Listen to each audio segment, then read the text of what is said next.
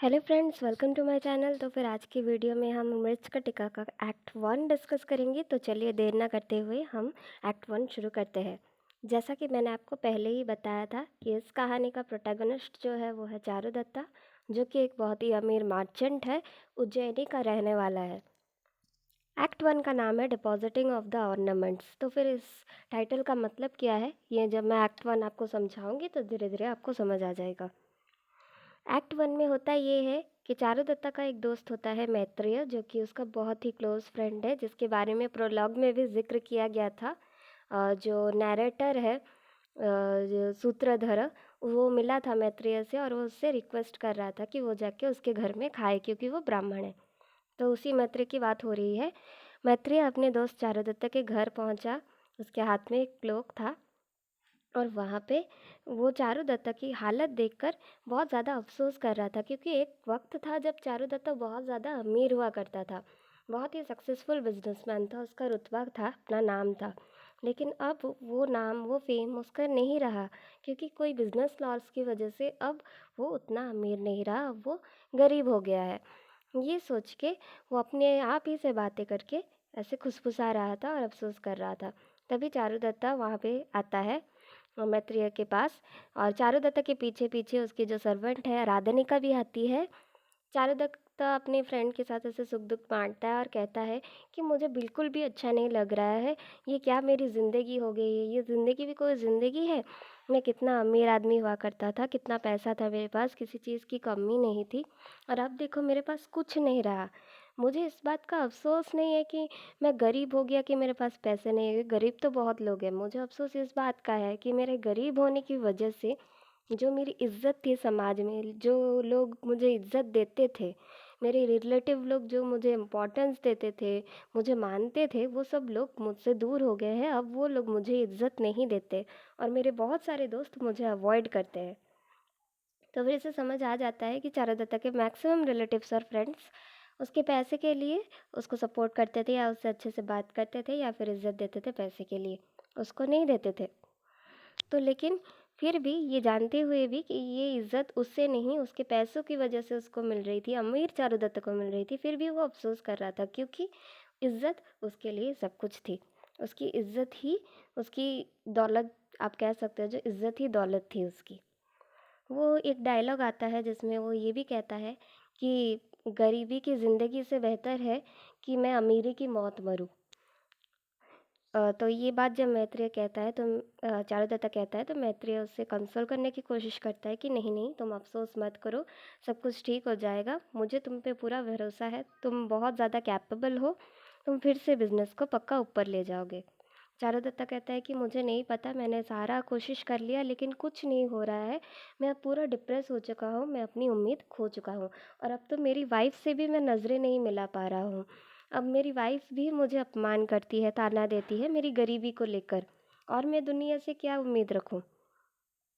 उसके बाद एक और सीन में वसंत सेना, जो कि उज्जैनी के कोर्ट की, मतलब राजा किंग पालक के जो दरबार की एक कोटेशन है, आप ये कह सकते हो कि एक टाइप की प्रोस्टिट्यूट टाइप का बोल सकते हो आप। लेकिन सिर्फ वो क्लाइंट लेती है कि किन लोगों को, किसी नॉर्मल लोगों को नहीं, सिर्फ हाई क्लास लोग ही उसके क्लाइंट है, जैसे कि दरबारी वगैरह, मंत्री, राजा, राजा का फैमिली, ऐसा सब कुछ। तो वसंत सेना बहुत ही खूबसूरत है। वो भाग रही होती है क्योंकि सकारा अपने आदमियों के साथ उसका पीछा कर रहा होता है। सकारा राजा पालक, उज्जैनी के राजा किंग पालक का वाइफ का भाई है। तो फिर सकारा वसंत सेना को पसंद करता है, उसे अपना बनाना चाहता है, लेकिन वसंत सेना उसे नहीं अपनाना चाहती, उसे वो पसंद नहीं करती। लेकिन वो ज़बरदस्ती वसंत सेना को अपना बनाने के लिए फोर्सफुली उसे बंदी बनाने की कोशिश कर रहा होता है, अपने दो आदमी वीता और चेता के साथ। तो वसंत सेना अंधेरे में सारी जो मशाल वगैरह होती है उन सबको बुझा बुझा के चली जाती है, ताकि अंधेरे में सकारा और उसके आदमी उसे ना दिख पाए और वो आराम से छुप के निकल पाए। लेकिन यहाँ पे हमें पता चलता है कि वीता और चेता अपने मालिक के लिए काम तो कर रहे हैं, लेकिन अंदर ही अंदर उनका मन नहीं है, वो भी नहीं चाहते कि वसंत सेना को, सकारा को वसंत सेना मिल जाए, क्योंकि उन्हें सकारा की ये हरकत जो फोर्सेबली वो उसे अपना बनाना चाहता है, वो उनको गलत लग रही है। वो बार-बार अपने मालिक के कहने पे वसंत सेना को समझाने की कोशिश भी कर चुके हैं कि तुम उनकी हो जाओ, उनकी बात मान जाओ, उनके सामने सरेंडर कर लो, तुम्हें ऐसी ज़िंदगी देंगे, वैसी ज़िंदगी देंगे, तुम्हें क्या-क्या बेनिफिट्स होंगी, सब कुछ उसे समझा चुके हैं, लेकिन वसंत सेना मानने को तैयार ही नहीं है। चेता को वसंत सेना का लोकेशन पता चल जाता है उसके घुंघरू की आवाज़ से, लेकिन फिर भी वो क्या करता है, वो वसंत सेना को मदद करता है वहाँ से भागने के लिए। इनडायरेक्टली वो चिल्ला के कहता है कि शायद कुछ पायलों की आवाज़ सुनाई दे रही है सकारा को। तो फिर वसंत सेना अलर्ट हो जाती है और वो समझ जाती है और वहाँ से भाग जाती है। अंधेरे की वजह से देख तो नहीं पा रहे होते हैं, पर सुन पा रहे होते हैं, और वसंत सेना ऐसे भाग जाती है वहाँ से। चेता को भी ये भी पता चल जाता है कि वसंत सेना को चारुदत्त से प्यार हो गया है, और ये सुन के वो कहता है कि हाँ, चारुदत्त एक बहुत ही वर्चुअस आदमी है, अपने उसूलों का पक्का है, कभी कोई पाप नहीं किया है, उसका बिहेवियर बहुत अच्छा है। हाँ, ये वसंत सेना के लिए सही इंसान रहेगा, क्योंकि वसंत सेना किसी एक ज्वेल से कम नहीं है, एक हीरा या आप कुछ कह सकते हो, एक कीमती चीज़ से कम नहीं है वो। और चारुदत्त की भी कीमत उतनी ही ज़्यादा है, इसीलिए वो दोनों एक दूसरे को सूट करते हैं। उसके बाद वसंत सेना वहाँ से भाग के चारुदत्त के घर पे पहुँच जाती है। मैत्रेय तभी घर के बाहर निकल रहा होता है, राधानिका भी साइड गेट से बाहर निकल रही होती है। तो वसंत सेना क्या करती है, चारुदत्त के घर में घुस जाती है। मैत्रेय उसे देख लेता है और वो उसे अंदर जाने देता है, उसके पीछे पीछे वो भी जाता है, क्योंकि अब तक सकारा के आदमी उसके पीछे भाग रहे हैं, उसको ढूंढ रहे हैं। अंधेरे में सकारा पहले वित्ता को पकड़ लेता है वसंत सेना समझ के। उसके बाद फिर से चेता को वसंत सेना पकड़ के समझ के पकड़ लेता है। उसके बाद जब वो चारुदत्त के घर पहुंचता है तो वहाँ पे राधानिका बाहर होती है। अंधेरे में उसे लगता है राधानिका की लंबी चोटी देखकर कि ये वसंत सेना है, और वो उसकी चोटी से उसको पकड़ लेता है। राधानिका बचाओ बचाओ बचाओ करके चिल्लाती है, और वहाँ पे वीता और चेता आ जाते हैं। वीता बार बार ये उसकी आवाज़ से वीता पहचान जाता है कि ये वसंत सेना नहीं है, ये कोई और है, और वो कहता है कि मालिक छोड़ दीजिए, ये वसंत सेना नहीं है, कोई और है। लेकिन सकारा को ये लगता है कि वसंत सेना जानबूझ के अपनी आवाज़ बदल के बोल रही है, ताकि उन लोगों को बुद्धू बना के वहाँ से भाग सके। लेकिन बार बार कहने पर तभी मैत्री वहाँ से आता है, राधानिका को छुड़ाता है, और सकारा को के खिलाफ आवाज़ उठाता है। उसके बाद सकारा को पता चल जाता है कि हाँ, ये राधानिका है। उसके बाद वीता जो है वो मैत्रेय के पैर पड़ जाता है, और पैर पड़ के बस उससे विनती करने लगता है कि वो चारुदत्त को इन सब चीज़ों के बारे में ना बताए कि राधानिका के ऊपर अटैक हुआ था, सकारा ने ऐसा किया था। सकारा को ये समझ नहीं आ रहा था कि वित्ता क्यों मैत्रेय के पैर पड़ रहा है, लेकिन वो चारुदत्त की बुराइयां करता जा रहा था। उसके बाद मैत्रेय अंदर जाने ही वाला था कि वहाँ पे चारुदत्त के लिए एक मैसेज भेजता है सकारा। मैत्रेय को कहता है कि जाओ, तुम अपने दोस्त से जाके कह देना कि तुम्हारा जो दोस्त है, जो भिखारी है, वो मर्चेंट जो अभी भिखारी हो गया, उसको कह दो कि वसंत सेना उससे प्यार तो करती है, लेकिन वो उसके लायक नहीं है। वसंत सेना सिर्फ मेरी है। अगर उसे अपनी जान प्यारी है या अपनी ज़िंदगी से प्यार है, तो फिर उसे कह दो कि वो चुपचाप वसंत सेना जब उसके पास आए तो वो उसे रिजेक्ट कर ले, उसे ना अपनाए, और आके उसको मेरे हवाले कर दे। अगर वो ऐसा करता है तो फिर ज़िंदगी भर वो मेरा दोस्त रहेगा, और मैं जहाँ तक हो सकूँगा उससे बहुत ज़्यादा बेनिफिट्स मिलेगा मुझसे, और उसकी पॉवर्टी भी दूर हो जाएगी। मैं राजा से उसे इनाम दिलवा दूँगा। और अगर वो ऐसा नहीं करता है तो फिर वो ज़िंदगी भर के लिए मेरा दुश्मन बन जाएगा, और मेरा दुश्मन बना मतलब उसकी ज़िंदगी इतनी हराम हो जाएगी कि वो और जीने की चाह ही छोड़ देगा, और कभी अमीर भी नहीं बन पाएगा। तो फिर ऐसा करके वो चारुदत्ता के पास मैसेज भेजते हैं। मैत्रेय राधानिका को बोलता है कि वो कुछ ना बताए, वो खुद चारुदत्ता को इस चीज़ के बारे में बताएगा। ऐसे करके वो दोनों अंदर जाते हैं। तभी चारुदत्ता वहाँ पे, उसका एक बेटा होता है रोहसेना, वो वहाँ पे खेल रहा होता है और थोड़ा बहुत उसको परेशान भी कर रहा होता है। तो वो राधानिका से कहता है कि राधानिका तुम इसको लेकर जाओ तो अपने कमरे में।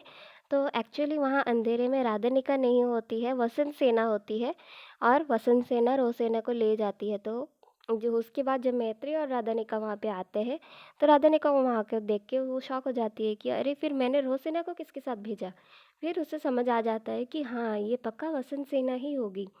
जब से वो दोनों मिले थे गार्डन ऑफ क्यूपिड में, क्यूपिड के बागीचे में, क्यूपिड नाम के बागीचे में जब से वो दोनों मिले थे तब से वसंत सेना चारुदत्ता से प्यार करती है। और वो पक्का वसंत सेना ही होगी जिससे चारुदत्ता रोसेना को जिसके साथ भेजा। उसके बाद वो वसंत सेना से जाके माफ़ी मांगता है कि मुझे माफ़ कर दो, मैं तुम्हें पहचान नहीं पाया अंधेरे में और मैंने तुम्हारे साथ नौकरों जैसा बिहेव किया। वसंत सेना कहते हैं कि नहीं नहीं कोई बात नहीं, तुमने जानबूझ के थोड़ी ना किया, और मुझे भी माफ़ कर दो क्योंकि मैं बिना इजाज़त के बिना किसी को बताए ऐसे ही तुम्हारे घर पे घुस आई। वो सकारा और उसके आदमी मेरे पीछे मुझे पकड़ने के लिए दौड़ रहे थे, तो फिर मैं अपने आप को बचाने के लिए ऐसा की, मुझे भी माफ़ कर दो। उसके बाद वसंत सेना कहती है कि तुम्हारे घर की हालत अभी फाइनेंशियल हो या जो भी हो, ऐसी नहीं है कि मैं यहाँ पे रात गुजार सकूं, मुझे अपने घर वापस जाना ही होगा। तो फिर क्या तुम मेरी एक मदद कर दोगे? क्या तुम मैत्रेय को मेरे साथ भेज सकते हो मुझे मेरे घर छोड़ने के लिए? ये रात भी बहुत हो गई है, और ताकि उसे कोई पहचान ना पाए इसीलिए वो अपने सारे जेवर निकाल के चारुदत्ता को दे देती है और कहती है कि तुम उसे अपने पास रखो, मैं बाद में ले जाऊंगी, मैं तुम्हारे अलावा किसी और पे भरोसा नहीं कर सकती। चारुदत्ता बार बार मना करता है लेकिन फिर भी वसंत सेना जा बार बार कहती है कि मैं तुम्हारे अलावा किसी पे भरोसा नहीं कर सकती, प्लीज़ मेरी मदद करो, प्लीज़ ये ऑर्नामेंट्स तुम उसके अपने पास रखो। एक्चुअली इस बात के पीछे उसका ये मोटिव होता है कि वो बार बार उस गहनों के बहाने चारुदत्ता से मिलने आ सकती है, इसीलिए वो गहने चारुदत्ता को दे रही थी, लेकिन वो बात उसने बताई नहीं। उसके बाद मैत्रेय इतनी खूबसूरत लड़की के साथ अकेले जाता हुआ छोड़ने के लिए अजीब दिखेगा, इसीलिए चारुदत्ता कहता है कि चलो मैं भी चलता हूँ तुम्हारे साथ। फिर दोनों मिलके जाते हैं और वसंत सेना को उसके घर पे छोड़ने के लिए। तो फिर वो लोग लाइट जलाना चाहते हैं लेकिन मशाल के लिए उन्हें तेल नहीं मिलता जलाने के लिए, और जितनी भी मशालें थी बचने के लिए वसंत सेना ने बुझा दी थी। उसके बाद रात हो गई होती है तो चांदनी आ जाती है, फुल मून होता है और चारों तरफ चाँद की रोशनी हो जाती है, और चाँद की रोशनी में उनको सब कुछ दिखाई देने लगता है, और वो दोनों जाके वसंत सेना को उसके घर पे मैत्रेय और चारुदत्ता छोड़ के वापस आ जाते हैं। यहाँ पे एक्ट 1 ख़त्म होता है। तो वीडियो मैं यहाँ पे ख़त्म कर रही हूँ। अगर वीडियो पसंद आया हो तो फिर चैनल को लाइक करना, शेयर करना, सब्सक्राइब करना बिल्कुल मत भूलिए। कमेंट सेक्शन में मुझे बताइएगा कि आपको ये एक्ट कैसा लगा। वापस फिर मिलते हैं अगले वीडियो में अगले एक्ट के साथ, एक्ट 2 के साथ।